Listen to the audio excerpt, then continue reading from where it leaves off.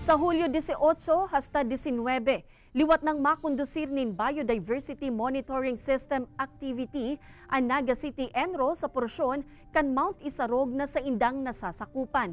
Mayor na obheto kaini na mahiling ang presenteng sitwasyon kan flora and fauna sa protected area. Kan mga nakaaging BMS activity, nanotaran ang mantinido na presensya kan man iba-ibang species nin hayop, kahoy asin pananum sa lugar.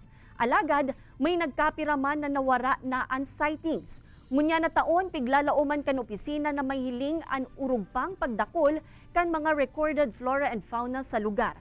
Alagad kung may maitala man na negatibong aspeto, iyon na ang magiging basehan kan mga masunod na interbensyon asin programa na dapat gibuhon kan opisina. Kayang source kang or headwater na inaapunta, nasa Isarog po baga.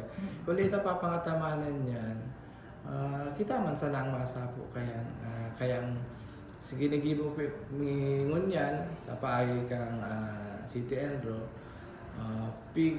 gabos na medyos or gabos na intervention na kaya tang ibuhon. Pigigibot na po, saro na dyan ang pag-monitor kaya through BMS.